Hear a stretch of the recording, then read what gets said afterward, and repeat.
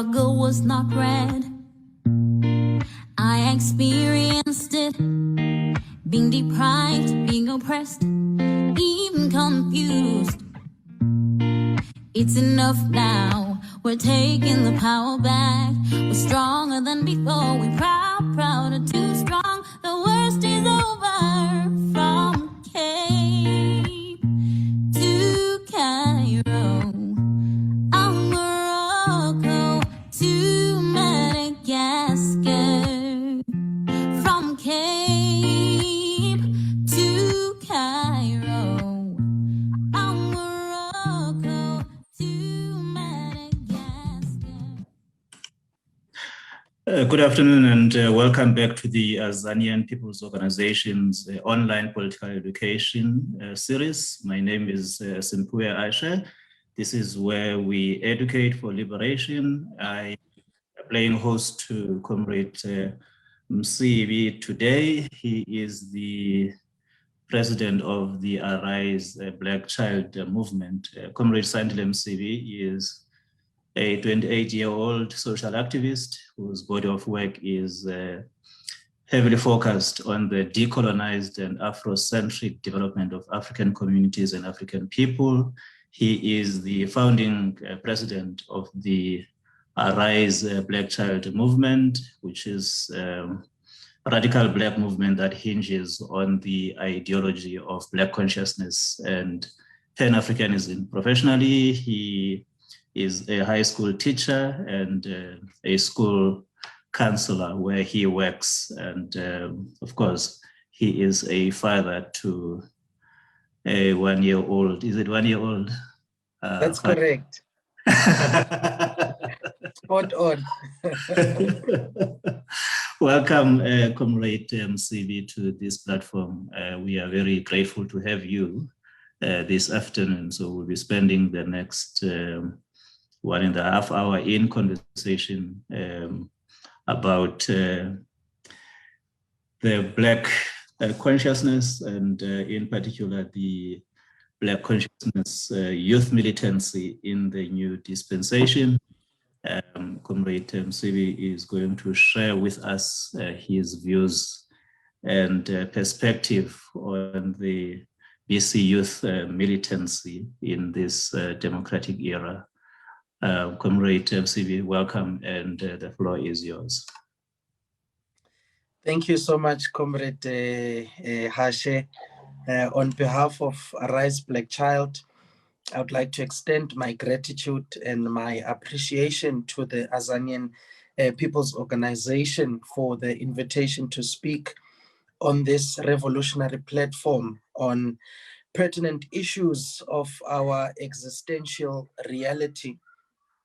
I must state that AZAPO is a source of inspiration for Arise Black Child, particularly for the immeasurable contribution it has made to the Black Liberation Project in the European criminal colony that we refer to as South Africa.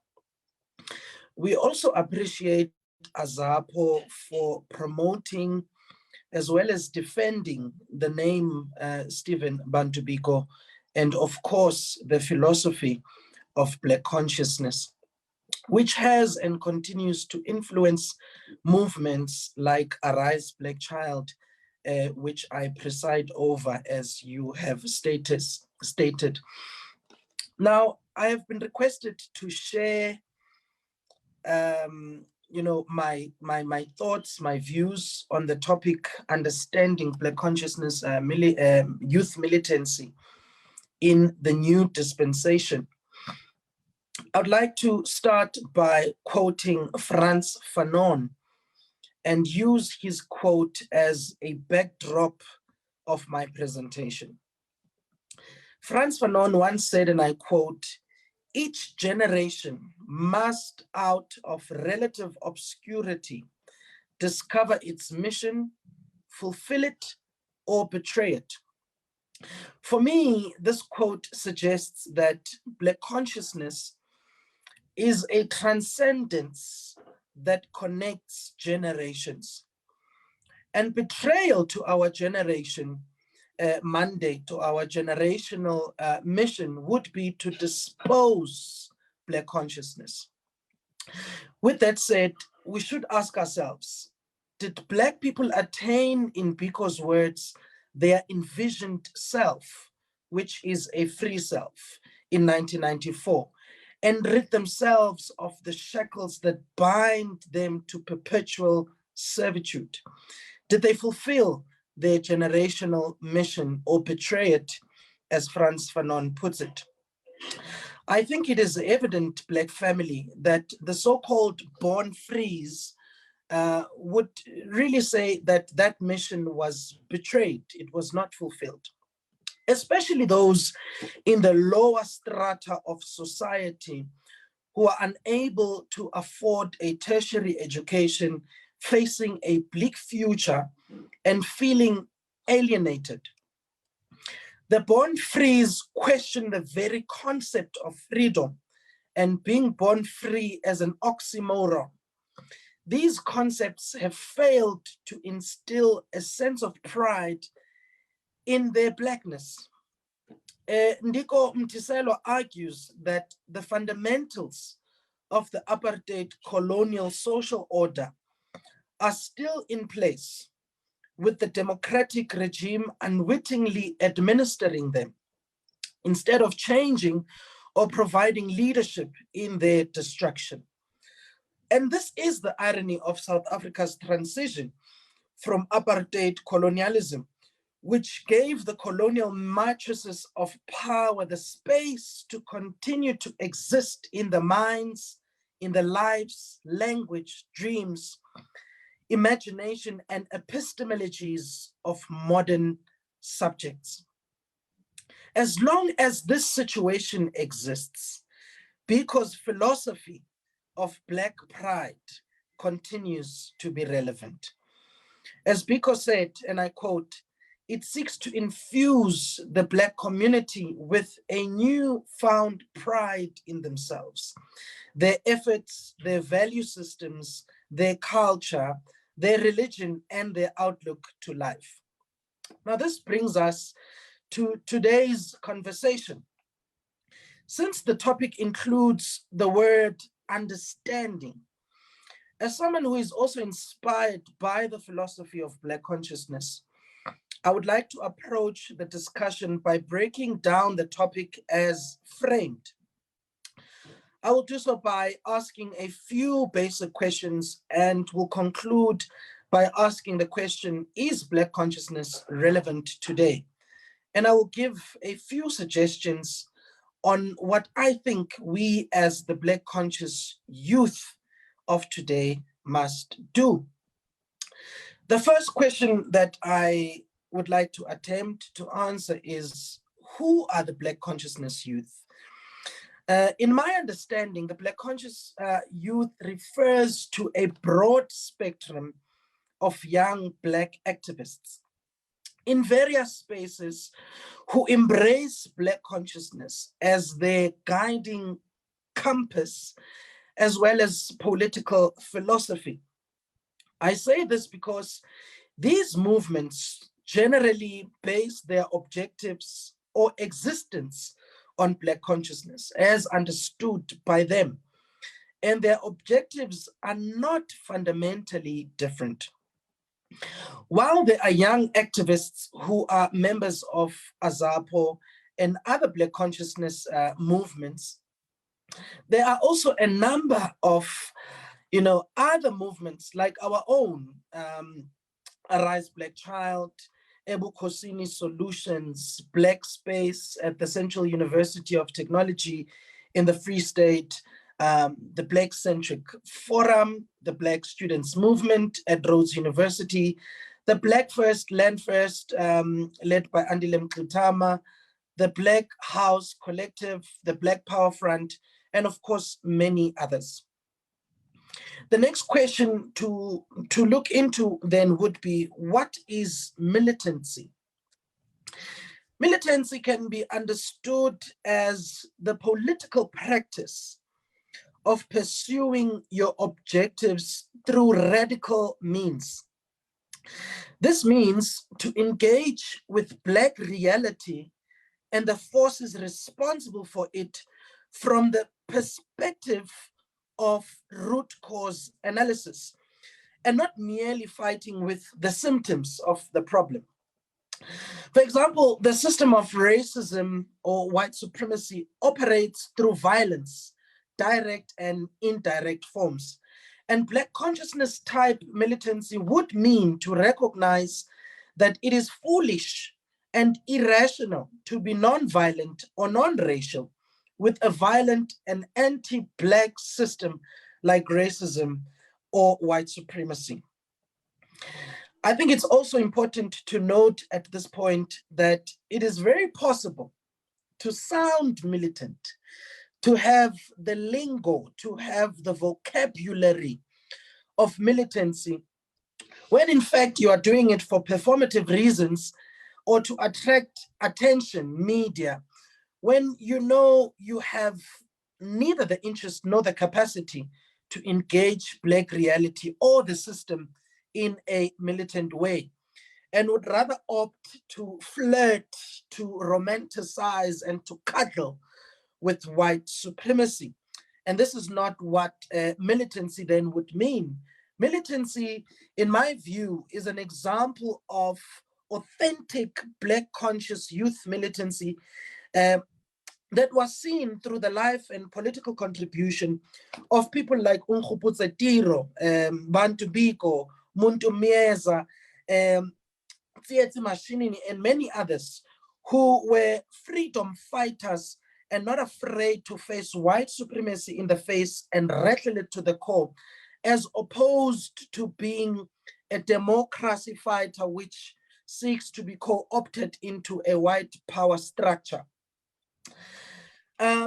And it must be clear, family, that that is not what the dream, that is not what the mission of our generations have been, and all those who have died for liberation. They did not die to share a toilet with white people, but they died, like in the words of Robert Sobukwe, to call their souls their own, to be the masters of their own destiny. The next question that we need to look into is, what is the new dispensation? The terminology new dispensation is quite problematic because it is marked by the so-called democracy that was established in 1994 following the Hawks arrangement called CODESA, where we were severely compromised. Most people shy away from this, family, but the reality is that CODESA was a scam. And because CODESA was a scam, 1994 was a scam, and our constitution was a scam, and all other related arrangements remain a scam. It must be clear to us, family, that CODESA had nothing to do with the liberation of Black people, and in particular, the return of the land to Black people. This was not the agenda. This was not the mission of CODESA. CODESA was essentially about endorsing an imperialist strategy that will ensure that white power in the form of white capital remains intact even after 1994 general elections. And family, this is exactly what happened after 1994 and continues to happen in South Africa today. I must say that I appreciate as well as admire movements like AZAPO that were not bamboozled by this deceptive terminology. As we know, AZAPO stood alone and rejected both CODESA and the 1994 general elections. So the language of the new dispensation is a deception because we sit with the same predicament as we did before. Except today we have a Mantingelani arrangement where elected Black people manage and safeguard the old 1910 white power structure on behalf of whites. So what we see in this dispensation that we call the new dispensation is that we see neocolonialism, we see imperialism that legitimizes itself by putting black faces in government, when in fact they don't have the power but remain puppets that manage, that safeguard. They are security guards at the gates of white power, and they are acting as Omanchingilani, safekeeping and safeguarding, making sure that white capital continues to be protected and continues to continue at the expense of black pain. So the dispensation we find ourselves in today, family, is a neo-colonial dispensation, like I said, where imperialism legitimizes itself through black faces, which then gives black people a false sense of hope and the illusion of freedom. For this reason, many of the youth of today has been diffused. Their militancy has been diffused under this dispensation because we think that we have arrived. We think that we have, made it. We think that we are free. We think that we have been liberated. This dispensation is further reinforced by hoax and scam terminologies and concepts, such as democracy, such as rainbow nation, such as transformation, such as social cohesion, such as development, and these concepts throw a lot of black people off. A lot of black people who find most of these terminologies, appeasing, and they eloquently and confidently speak about concepts that are in fact a means to recruit them to be their own oppressors. And part of the black consciousness of this dispensation then should be to inculcate a consciousness that can help our people to filter concepts and gauge their usefulness. Because family, these concepts, these terminologies continue to be thrown at us and, give us a false sense of liberation, a false sense of hope. And if we are going to be militant, we must address things for what they are. We must cut through the fat and address the bone. And that bone is that we still find ourselves landless. We still find ourselves economically excluded. Our people still grapple with the plight of poverty. And the list goes on. So it's important to note, family, that racism was not vanquished with the advent of the so-called democracy. And thus, the relevance of Black consciousness cannot be doubted. Black consciousness never dies. Its relevance is infinite. And what we should perhaps look into are the strategies for fighting present-day challenges, especially on the socio-economic front. For instance, the skepticism that was directed at white liberals since the 1960s should now be directed at white monopoly capital, at white supremacy that covers and masquerades itself with all sorts of terminologies and concepts and gives our people a false sense of hope. And I would like to conclude in this order. It must be clear that the objectives for which people like Stephen Bantu Biko, Nkgopotse Tiro, Muntu Mieza, Tsietsi Mashinini, and other young Black consciousness revolutionaries lived and died for have not been achieved.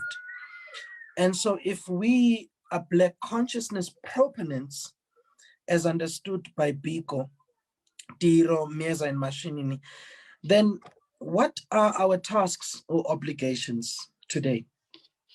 And I believe our tasks as today's Black Consciousness youth should include the following: to ensure that we study and understand what the essence of the Black liberation struggle in South Africa was about.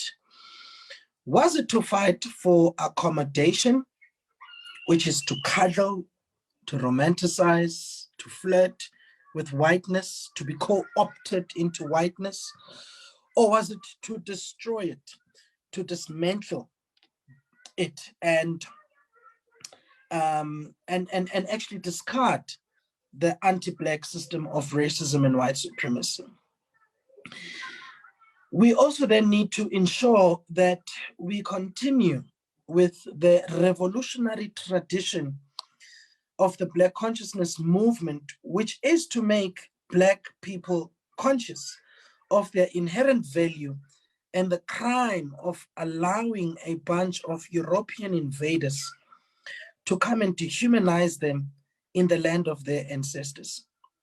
Family, the objective remains to make the unconscious conscious, and we must not get tired of conscientizing our people, and we must not get tired of establishing different programs and initiatives like the one that AZAPO is having at this very moment to continue to infuse life back into the empty shell, as Steve Biko would put it.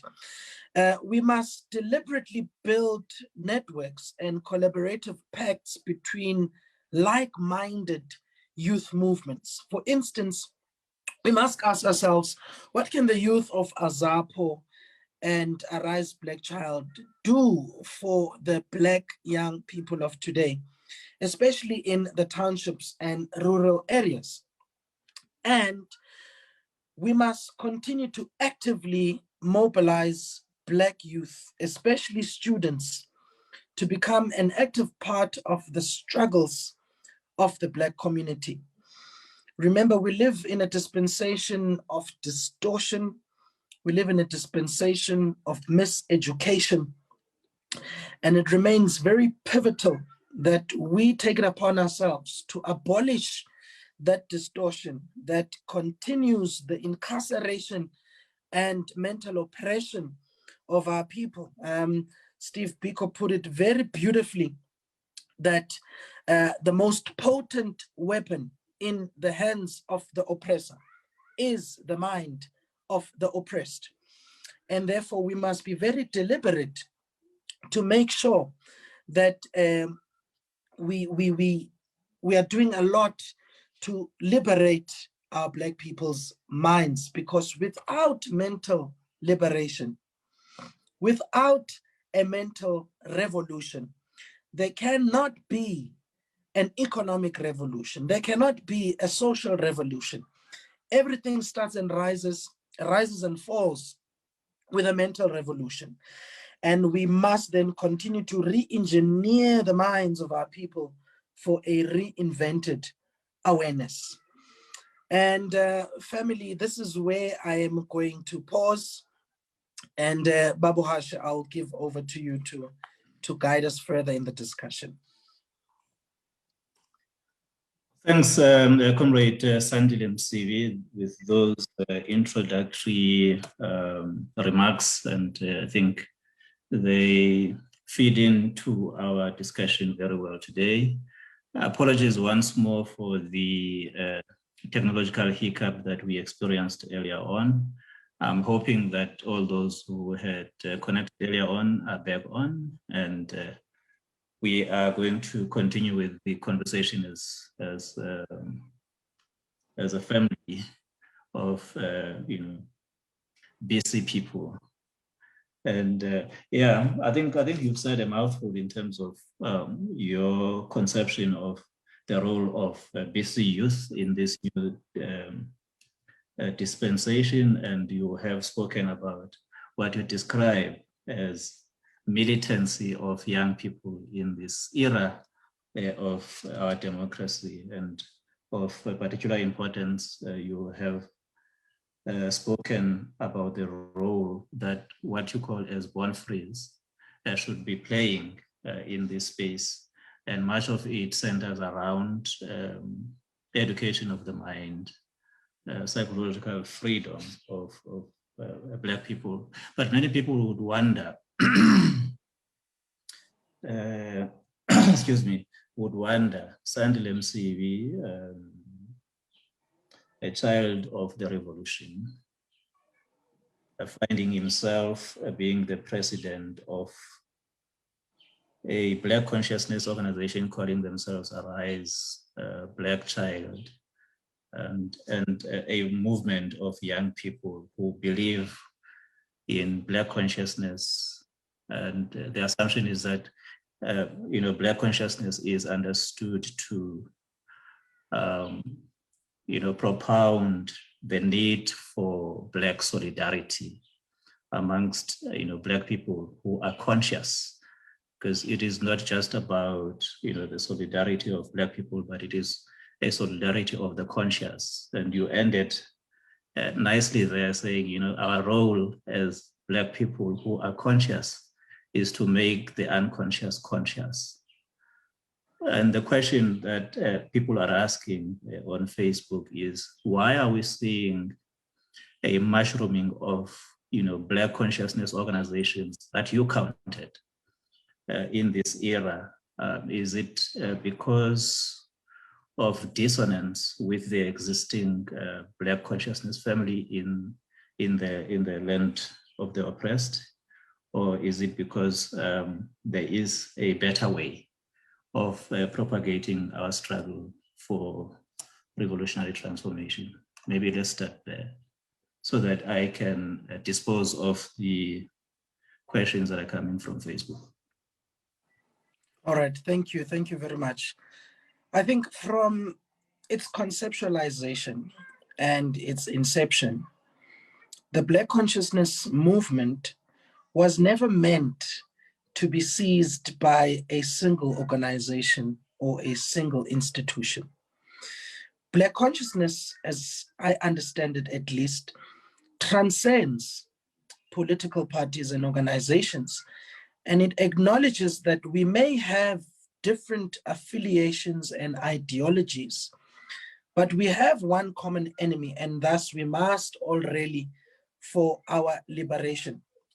I think we must throw in more than one net into the pool of unconsciousness, so that those who are not caught by AZAPO, for instance, and conscientized by AZAPO can be caught by Arise Black Child or Ebo Kosini Solution or the Black-Centric Forum.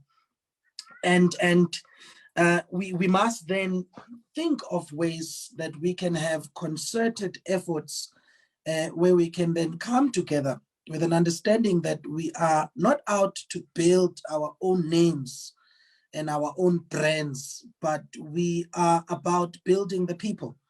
And we must strategize what can be done collectively to change the reality of our people. So I don't think people should be concerned about the mushrooming of other Black consciousness movements, because it was never meant to be encapsulated by a single organization. There's no single organization that can be a custodian of Black consciousness. Black consciousness transcends all affiliations, all associations, and should be the philosophy of the people, should be a philosophy of liberation, regardless of any other differences that we may have.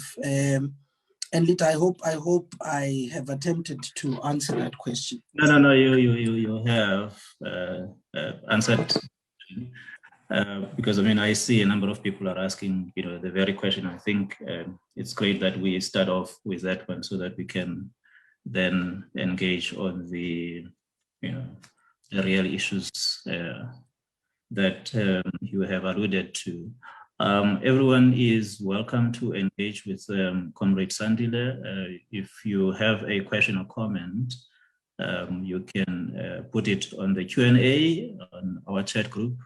And you are also welcome to raise a hand and make a contribution to this conversation. Comrade Sandile, earlier on you spoke about the need to understand, the existential conditions that we find ourselves now, that we are in a neo-colonial setup, and it is important that we understand that this dispensation is a deception, and we have a role to play in making sure that the unconscious, remain conscious or get conscious of that mirage that we see, and that we need to then rebuild this BC movement so that we can be a militant force. A number of people have been complaining about lack of militancy, of the what you refer to as the born freeze. If you go back, in history, you would have noted, the epoch of the 70s BC youth, whose militance gave rise to the emergence of, June 16, as we continue to remember today. And you move on, with time, you would see that even during the 80s, a lot of, militancy of young people in the country. And, most of the Black youth of BC at the time were, were preoccupied with defending Black consciousness against attack from those who wanted to deceive, because, you come up with this deception, and this deception has continued over time. And they saw their role more as, defending the gains of the revolution and the contribution of the Black consciousness to what it is, that you and I can be able to have a conversation now. A lot of people afterwards, saw, the emergence of the rainbowism democracy. And now you are here saying all of that is a deception. And we want to see this Black militant BC youth, giving meaning to, that concept of this being a deception. How can we see that militancy, arising in this era of the here and now?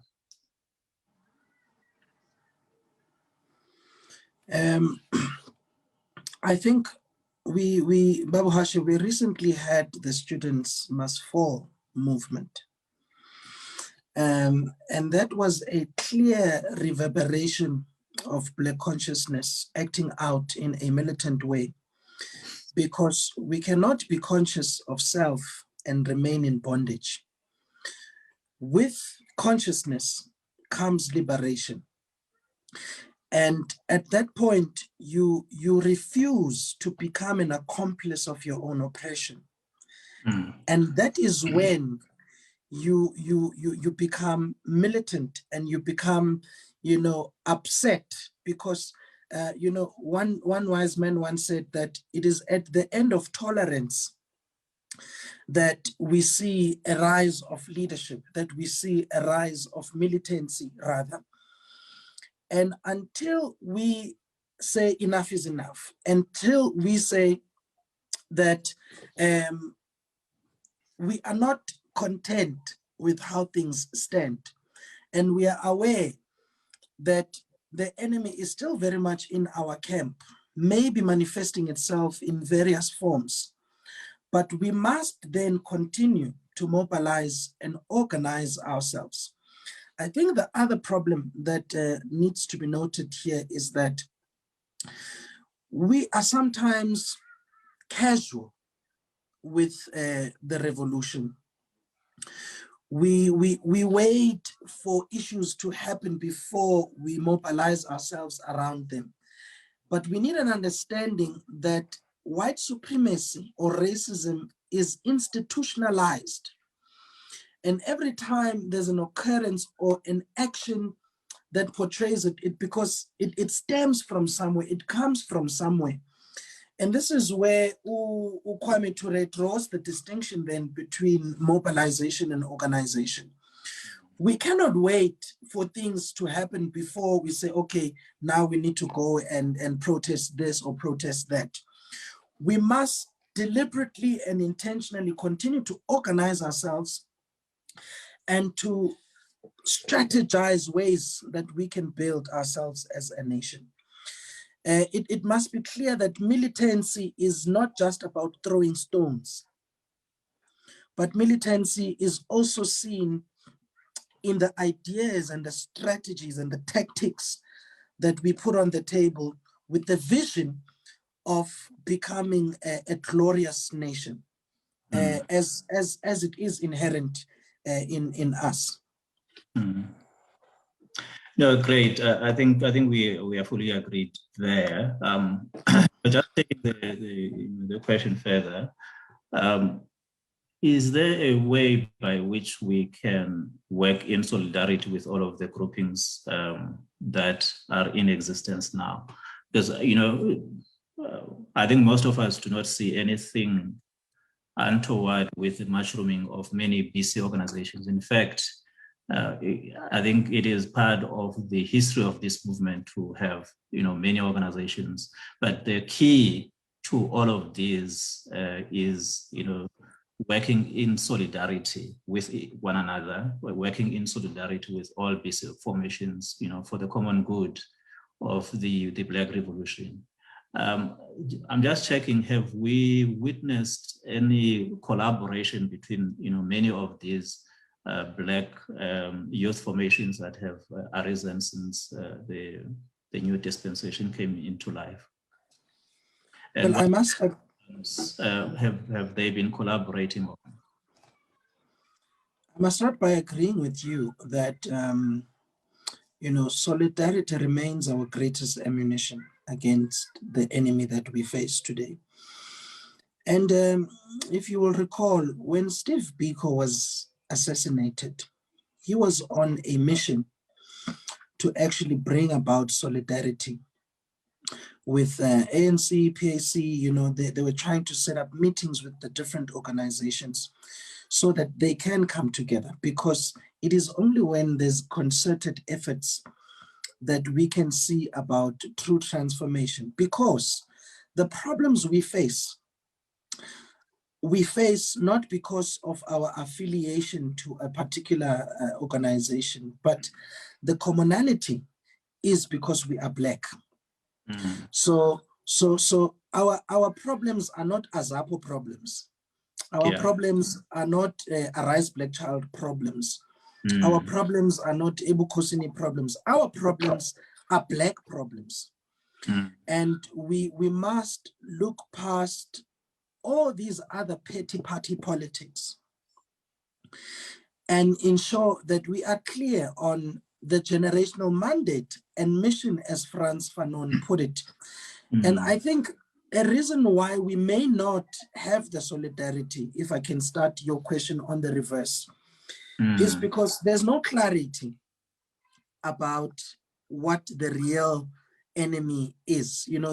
There's a vacuum of political consciousness, honestly, because it has all been limited to petty squabbles and petty party politics, and we are fighting each other when we should actually be coming together to fight against the common enemy that we have.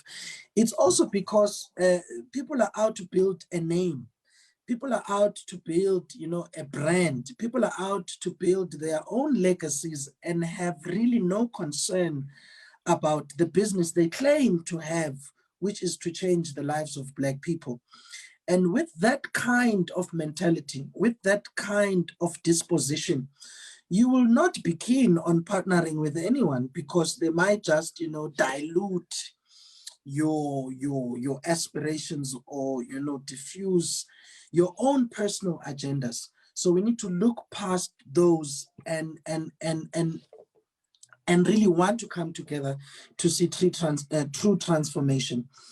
I will speak from a very personal point of view. Arise Black Child opens itself widely to organizations that are very serious about the mission that we are on. And one example that comes very quickly to my mind is our partnership with Mutapa Afro-Centric lecture series. We have concerted efforts. We have a continued relationship of, political education that we host weekly, every week, on a Friday. And again, this is by means of saying, look, we have a similar objective and we have a similar vision. So let us come together. Let us concentrate our resources. Let us concentrate, all the things that we have that can make this a possibility. Because again, that is where great impact will be seen. For as long as we are in our little corners here and there, we are not going to have the global impact that we should be having. And so, yes, I think we must encourage organizations to partner with each other. But as Arise Black Child, we are very open, and we also look forward to working with AZAPO. Now, of course, no, that's great and great to hear, because I mean, it really worries, those of us who are activists in the project of liberation to see, the fragmentation of the revolutionary movement, and if you look at all of these organizations, really no ideological, difference in terms of how they analyze struggle, how they pursue struggle. And okay, why are we seeing all of this mushrooming? Is it a question of, what you are saying, wanting to be seen to be leading, or is it a question of all of us wanting to, contribute in solidarity to the project of liberation? And I'm pleased to hear that Arise Black Child is open to, to working with other organizations, and that program of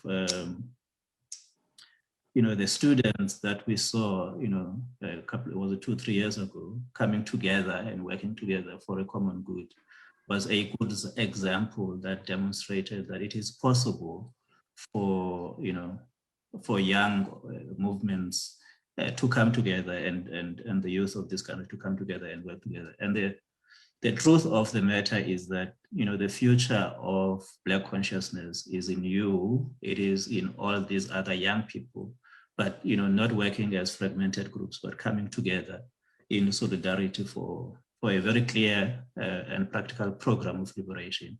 And I think, it's a challenge on you and others that are working with you to ensure that that happens, within, a very short space of time. We can't continue to fragment, the project of liberation. It is a very important project, that cannot be left to fragments of the liberation movement. All right, moving on from that, what do we see as, the biggest agenda of Black youth in the now? What? Sorry, come again? What should be the biggest agenda that drives, that drives you, that makes you not to sleep, in the now?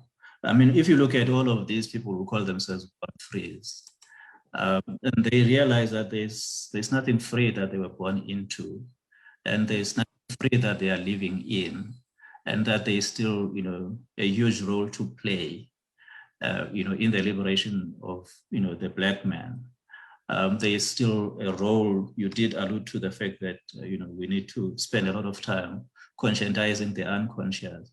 But, the real question is, what would galvanize Black youth into action? What is the biggest thing that should, bring, Black youth together and fight as one, with, all their might? What should be the biggest agenda right now? Babu Hashi, the answer goes back to Black consciousness. I think for me, everything rises and falls with Black consciousness.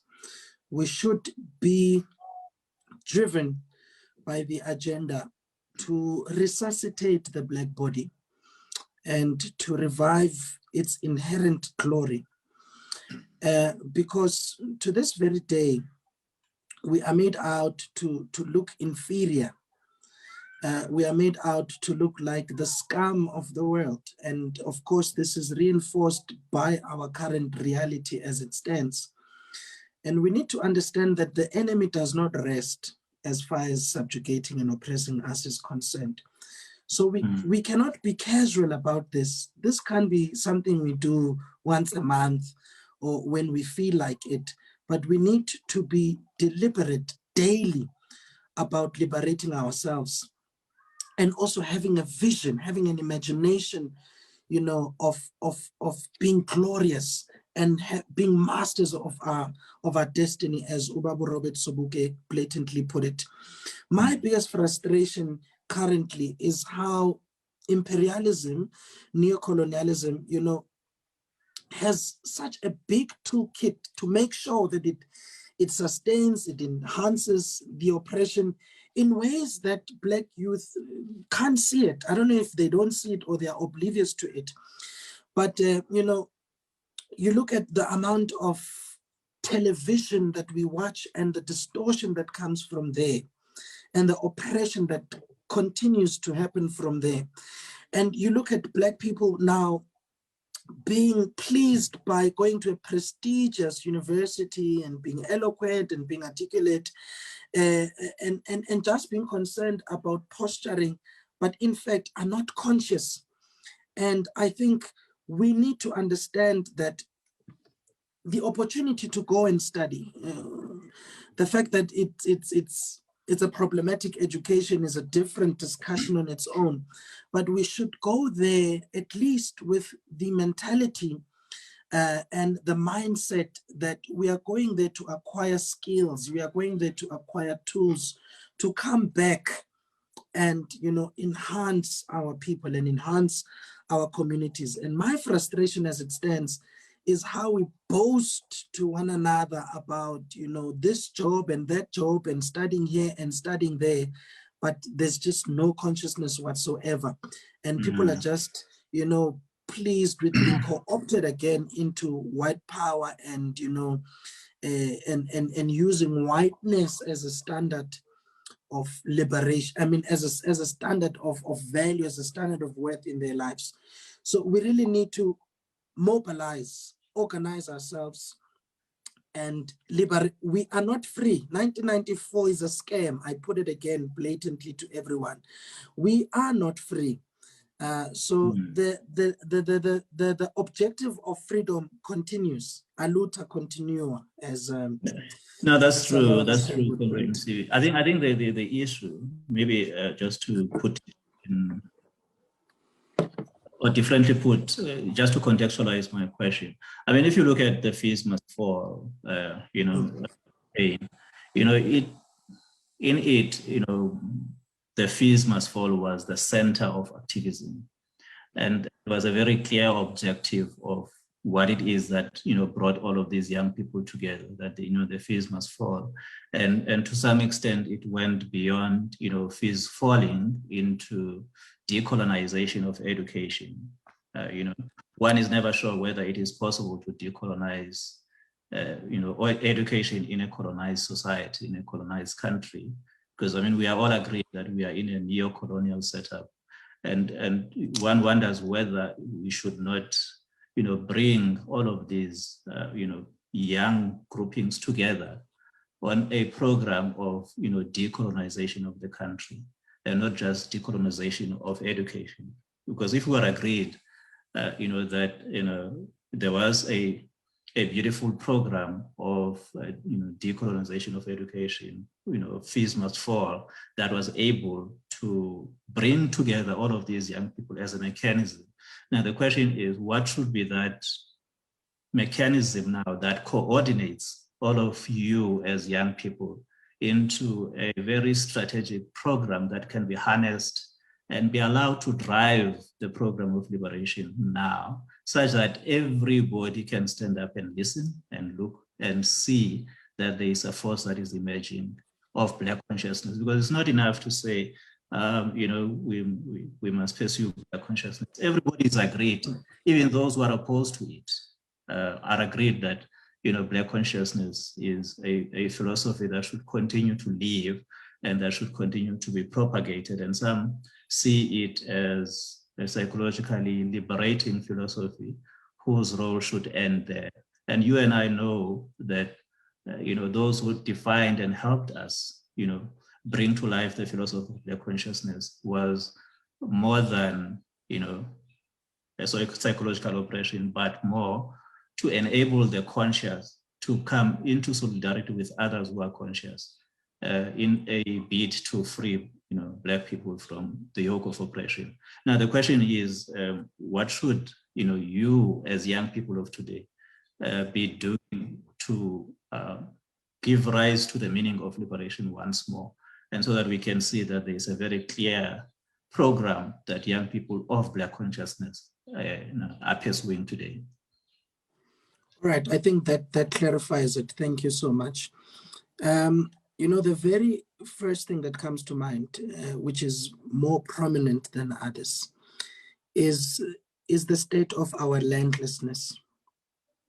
And so the repossession of our land, for me, should be at the top of that list. And remember, with the repossession of our land will also culminate ultimately to the dismantling and crippling of white capital one way or another. And I think that should be our driving force in this dispensation. We must fight to get our land back, and we must fight against the white capital that continues to break the backs of our Black people who do not enjoy the fruits of the so-called democracy that their forefathers fought for. And so I think we need to pick up. It's not even a new fight. We just need to pick up from where our forefathers left. And we need to radically fight for the repossession of our land. And it shouldn't just be a singular thing that we hear of here and there, but it must be a continued thing that we organize and rally behind. And that is where obviously the solidarity should come in, because a Rise Black Child on itself will never win that objective. And I believe that if we come together as Black consciousness movements, this is one thing that could inspire our coming together. And this could inspire, the centrality of our solidarity. And that could be something that we work towards, and not sit and wait for a government that is clearly not in the business of returning our land. No, I think that's great. Just looking at Arise Black Child as a movement or as an organization of young people who espouse Black consciousness and who are informed of the realities of our land. What is your niche program as Arise Black Child that contributes to the advancement of the Liberation Project, different from other formations that exist out there? What distinguishes or differentiates Arise Black Child? I'm just talking about you now, just to understand where you play and how your space looks like. Yes, no, very clear. I think I need to start by stating that Arise Black Child is a radical Black movement, like I said earlier, that hinges on the ideology and practice of Black consciousness and Pan-Africanism. And our main objective is to mobilize and to organize for African natives to combat psychological subjugation, inferiority complexity, and to prevail over the socio-economic ills that are inculcated by the colonial dispensation, and of course further sustained by the current neo-colonial dispensation. As the name suggests, we are concerned with the Black child rising from post-colonial trauma and the continued project of oppression, which manifests itself in various forms, including poverty, landlessness, economic exclusion, miseducation. And the list really goes on. So some of the programs that we have, and I think this would be the niche of those programs, is the Black Education Masterclass. The Black Education Masterclass is by way of grounding the consciousness of our people and using history as an agency to continue for the fight of liberation. Because like Ubabu Marcus Garvey said, without an understanding of our history, we are like a tree that has no roots. So herein we ground the consciousness of our people, and we continue to have pertinent conversations of how we can continue the fight against our current oppression. And really the objective there is to abolish the miseducation and the distortion that continues to happen, under our watch. Tied in with this, we have on a weekly basis Africa Friday reflections. So we release Afro-Centric ideas and Afro-Centric thoughts in the form of an article every Friday. And again, this is another deliberate way of trying to get our people to be conscientized. Because, we will always be an output of the input and the process that goes into our lives. And if we are only dealing with issues of consciousness here and there, we will never attain a level of consciousness. So we are really trying to be very deliberate and very thorough as far as making our people conscious. Just another one, we have a show that we call the Blacknificent Show. And what we do here is that we spotlight the excellence of Black people, because it's not always the case that our people will get, the necessary attention on media, because also there's a continued, narrative that we are lazy, that we have no sense of direction and that kind of thing. And I think it's important to also state that there are Black people who are doing amazing things and who are rising and coming to the consciousness of their inherent brilliance. Yes, so we are really geared on having a great awakening and getting people to rise up and be clear on who they are and have a sense of direction. So would you agree with me when I say your core program as Arise Black Child is conscientization? Absolutely. And can we take it beyond conscientization? Because you see, Black consciousness is not just about conscientization. Black consciousness is about liberation, and liberation requires of us, those of us who are conscious, to be immersed in community activism, to be engaged in protests with the people when they are, because we see what is happening on the ground, and we can analyze and understand the issues that are happening that afflict and affect society, and we can devise programs to fight along and with our people in advancing the programs of liberation. And I'd like to challenge Arise Black Child to develop programs and work with other BC-oriented organizations, towards programs of liberation, towards programs that seek to contribute,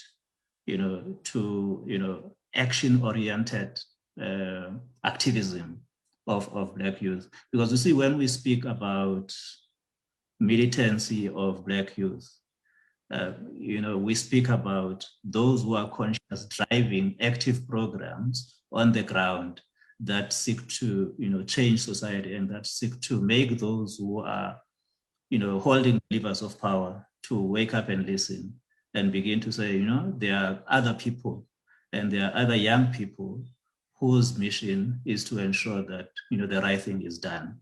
And for so long as you as young people do not engage in programs that challenge the status quo, that challenge those who are in government, you will always be seen as, these educators, these people who are engaged in political education for the sake of political education. There has to be, it's a means towards a program, a means towards something. It shouldn't be an end in itself, if you agree with me.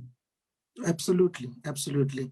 I think I need to state that Arise Black Child is only 2 years old. It doesn't matter.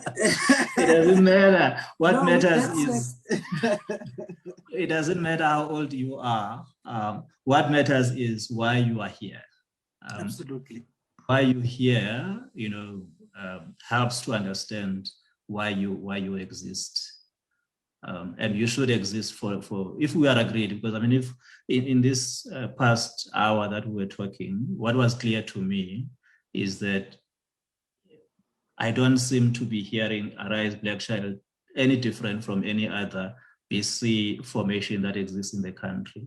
And if so, then it should be possible for all of these BC organizations that exist to come together into a political program. I should be able to call on you as the president of Arise Black Child to say, we have a program in Soweto, and this is what is going to happen. And it should be possible to mobilize your forces to join in that program. We can't be content with, these kind of platforms where we speak conscientization. Yes, it is good to continue to propagate the philosophy, continue to conscientize other young people, to realize what we have realized. But beyond that, there has to be an active revolutionary program, that the conscious are involved in. Agreed. I do agree with you. I also don't want to. And which is why I was asking the question earlier on as to what should be that program that we collaborate about, that coordinates all of these forces, that have arisen, since 1994, because we see mushrooming of these forces, and we are very proud of these contributions that are, are coming to the fore by young people at universities. But it shouldn't be, just because of, that program. We need to, rise beyond that into very mature programs of preparation. Any questions from the floor or contributions? Okay, no. The question is, somebody is asking as to who should coordinate all of you. Sombis? Yeah, well. Talk to us. Yeah, thanks, Dibashe. And Londo, yeah, no, I'm still recovering from your presentation. Because you are by and large the same age as Onkgopo Tiro at the time of his assassination, something you're probably not hearing for the first time. And so I'm listening to you and I'm having those types of things. So, but thanks. I want to just say two things. The first thing is, I am particularly pleased by the initiative that AZAPO has taken, to give an opportunity to organizations like Arise Black Child, to come and speak and be in conversation, with AZAPO and on an AZAPO platform. And the reason for that is because this is the type of thing that we don't see happening much, because if you look at Arise Black Child and AZAPO, what is actually happening here is an intergenerational dialogue, in my view. It's intergenerational, it's intergenerational dialogue, which I think is an important thing, that there should be a sharpening a mutual sharpening between the elder activists and the youngish activists,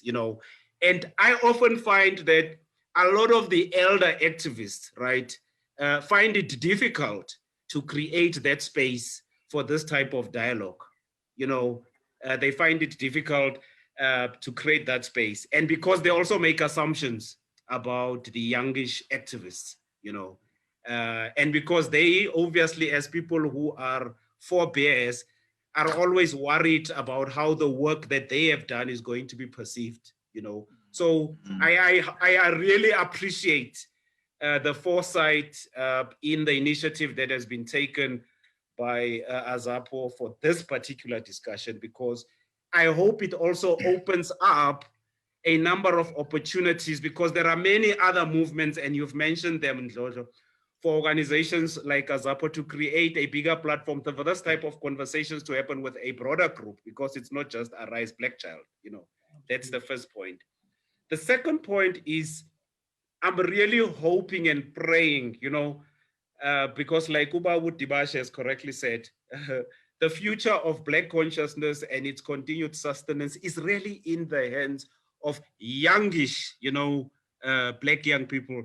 So I'm hoping for, out of this discussion, you know, that in the next 2 or 3 days, we can hear that there is a discussion between the young people of AZAPO and Arise Black Child to work on something that takes the work of conscientization to its logical conclusion. You know, that is one of the things I'm hoping for, because the purposes of platforms like this, in my view, is to clarify and crystallize the issues, you know, and then on the basis of providing such crystallization and clarity, those with the energy and the enthusiasm will then go and act more practically on that clarity and crystallization. So I'm hoping that would be the outcome of this very important and, you know, very, very wonderful discussion. So thank you to AZAPO, and thank you to you as well, Arise Black Child, for this type of reflection. Kamak Sompis, and thanks for those comments. And I think we are very much aligned, you know, in terms of what needs to happen next. I don't know who this is. If you can just unmute and make a contribution, 369730. We see you, but I don't know who it is.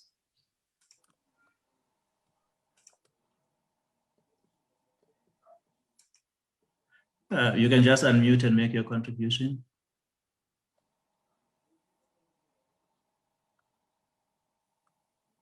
All right. We have given you time to, okay, there you are. Can you hear me? I can hear you now. Yeah, comrade, I posted a question in the chat, in the Q&A. But first, let me say, Comrade Sandile, siyabulela kakhulu Mhlekazi for your input. Tata Hashe, thank you very much, and AZAPO for this platform. I just wanted us to check, man. There's something that is worrying me here. Oh yeah. There is this issue of a political party versus a social movement. Now, I just wanted to check Ntate Hashe, because I heard you continuously saying you hear Arise Black Child speaking the same language like all other BC formations, and Black consciousness is in the center. Why can't they come together? Now the question is AZAPO is a political party. So might be other Black consciousness formation. Now Arise Black Child, is it a political party or is it a social movement? And if it is any of the two, can we probably elaborate on this issue of the difference between a political party and a social movement? And then I'll tell you why. Because I believe that social movements are issue-based, while political parties will speak about driving revolution. Yeah. Right? Now, my question is, a social movement which is issue-based, can't it also initiate revolution as opposed to political parties? I mean, how many years? One political party is 103 or 108 years old. But what revolution have they brought? AZAPO, how many years are we old now? 42, 41, 40, whatever years? What semblance of revolution have we brought? The Pan-Africanist Congress, What semblance of revolution have we brought? So is this not just talk shop through political parties as opposed to social movements which are issue-based? So I just like us to maybe get into that particular matter and maybe Arise Black Child, Comrade Msibi, you indicate, are you a political party or are you a social movement? Enkos, thank you. Hey, Comrade Khao, and welcome back. Great to hear your voice again. No, thank you, Comrade Simpiwe. Comrade Sandile, are you a social movement? I think that's a very direct question. And You know, it sounds like it has already been problematized. But yes, we are not a political party. We are a social movement.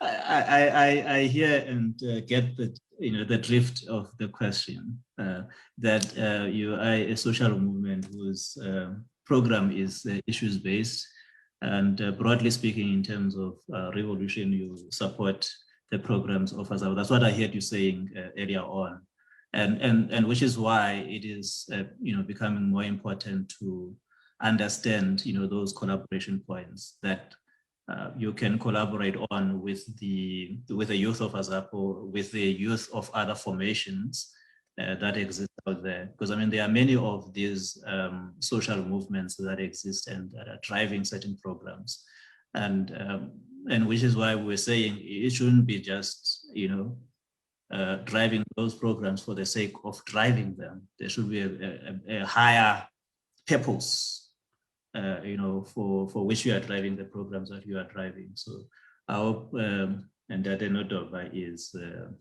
appropriately responded to. All right, moving forward, you are engaged in programs of decolonization of African people. Can you just give us synoptically, the kind of programs that you are engaged in the decolonization project as we move towards conclusion? Well, as previously stated, we have a partnership with Mutapa, Afro-Centric lecture series, wherein we engage in Afro-Centric conversations, Afro-Centric dialogues that have decoloniality or decolonization as the main objective, where we really look at the liberation struggle in South Africa and globally, and what could be the continued project from our current dispensation. Also tied in with that is the Black Education Masterclass, like I said, which seeks to ground our consciousness and really decolonize our minds. And then just to touch on the issues of a social movement, I think we must not be short-sighted as to the impact that a social movement can have. Because if I can remember correctly, and I am subject to correction, the movement led by Mosiah Garvey was not particularly a political party, but did usher a revolution. And therefore, we must be clear on the vision, have a vision, and work tirelessly towards the mobilization and organization of our people.